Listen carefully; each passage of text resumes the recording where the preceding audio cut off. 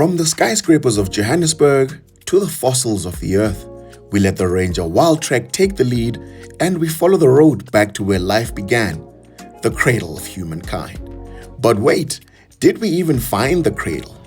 So according to Google Maps, we have arrived at the cradle of humankind.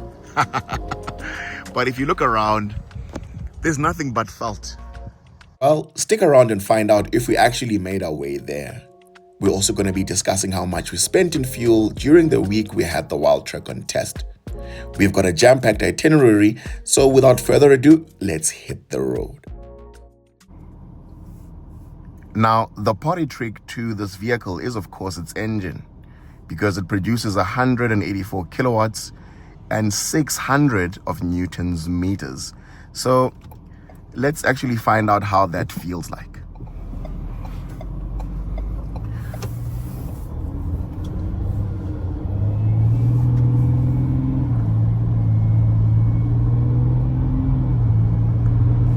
Now, I honestly think that this is where Ford has a competitive advantage in this segment, because apart from this, the Ranger and the VW Amarok, no other manufacturer actually makes a V6 anymore in buckies.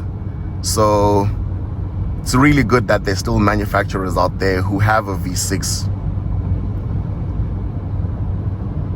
Oh, this powertrain is absolutely smooth.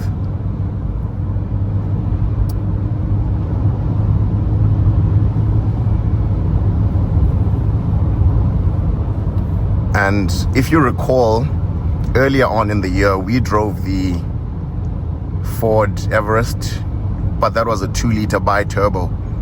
And while it's a great engine and certainly more economical than this, I honestly felt that it had a lot of turbo lag. And I mean, once you're up at speed, it did a very good job at keeping up with traffic, but the lag was certainly there lower down in the rev range.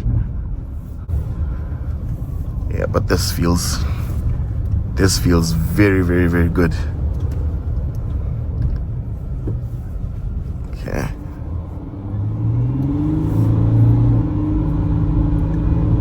A car this size should not be accelerating this quickly. Wow, what a peach of an engine.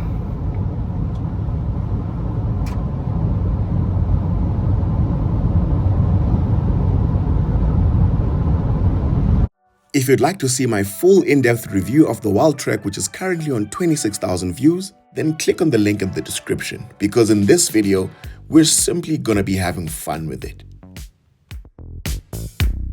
This is a fantastic back road to test a car's cornering competence, so I always use it as a little proving ground when I have a car on test.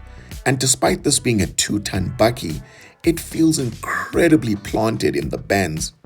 Now, I'm not recommending you corner aggressively with your Wildtrak, but it's good to know that it can do that sort of stuff when you need it to. Well, relatively speaking, of course. I mean, it's not a sedan, so it does have a fair amount of body roll.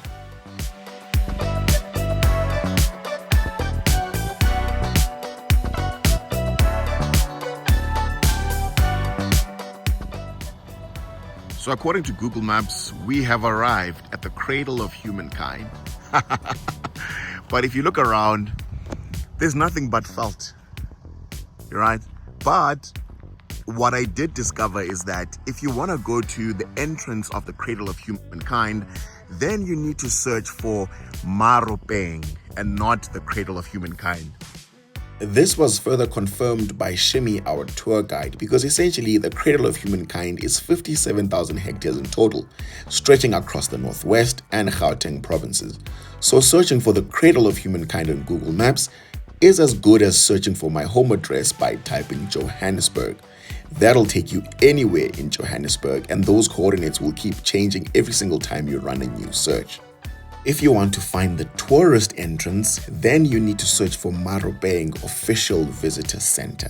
So yeah, let's keep going, guys. Time is not on our side at all. Many moons ago, I had a lot of broken glasses, saw a lot of laughing faces, my body, head, and soul. Many miles away, I could start a perfect story. Find myself and find out glory. This deceptive world, giving me the sign, giving me the sign.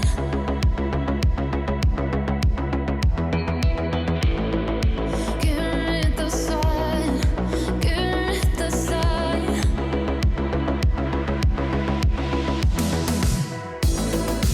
Even if I cry, even if I die, don't you come right, system of mine. Even if I cry, even if I die, I'm just a woman, I'm just a nomad.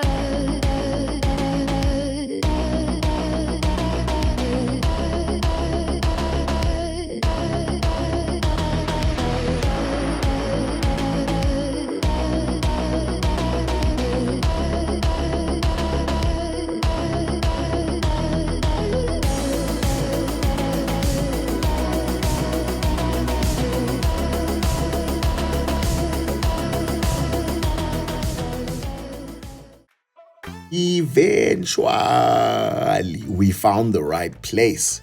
Not that we were complaining, because with the Wildtrak, you could literally find yourself driving to Cape Town unintentionally, because it's such a pleasure and a beauty to be behind the wheel of.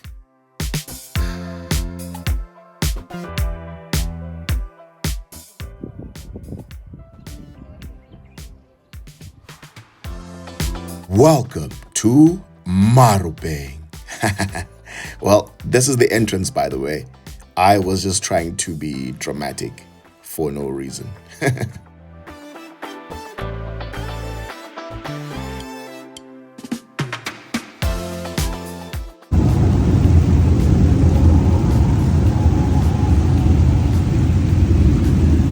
Unfortunately, video filming was not permitted beyond this point, but we were still allowed to take a few images, which I did, and I'm gonna insert them for you around about now.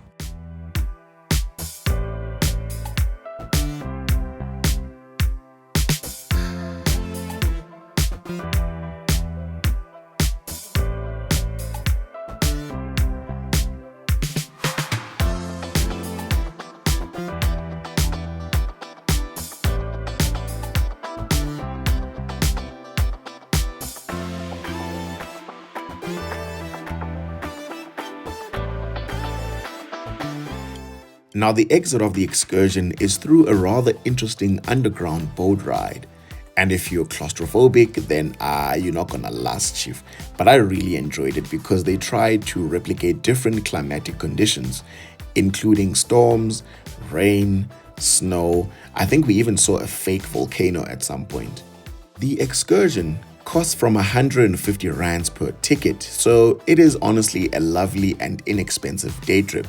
And if you have kids still in primary school, it would be a nice little science lesson for them. My wife and I left saying that we need to come back with our family. I don't know, get a V-Class or something and bring everybody here. Mom, mom-in-law, siblings, nieces, nephews, everybody, just bring them here.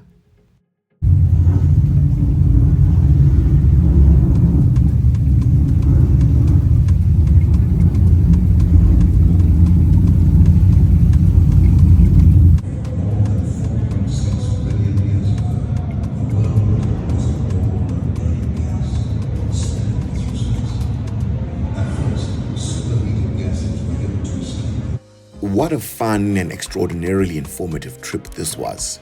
I highly recommend this place.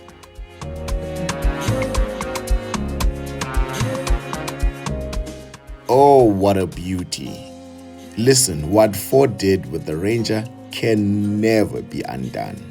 This vehicle deserves a woo-sham from Somizi. It looks impeccable. And to whoever owns one of these, I'm honestly jealous.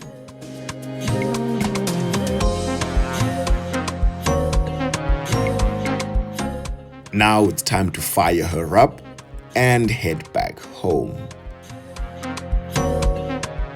And now, before we get to how much we spent in fuel during the test week, I want to acknowledge Luvuyo for 21 channel comments, Tim for 26 channel comments, and Glenn for a whopping 37 comments.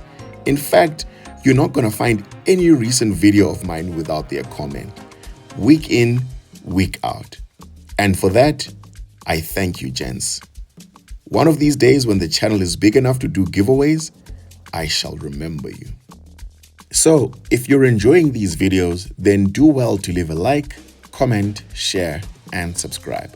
Our continued growth means more cars and more trips in the future.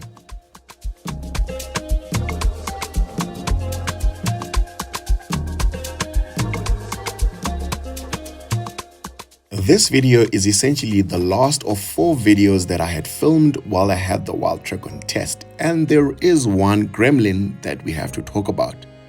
Yeah, the fuel consumption. You see, for that week, I was averaging about 12.1 liters to the 100 in the city and 9.4 liters on highway roads with no traffic, which is nowhere near Ford's claim of 8.4 liters to the 100 on the combined cycle. Coming to how much I spent on fuel, well, in the week I had the vehicle, I traveled a total of 1,000 kilometers. Now, the car did come with a full tank of diesel from Ford, which is valued at 1,800 rands for this 80-liter fuel tank. I then topped up with an additional 800 rands worth of fuel from my own pocket, which would then mean that we burned through 2,800 rands worth of diesel in that week, or about 2.80 rand per kilometer.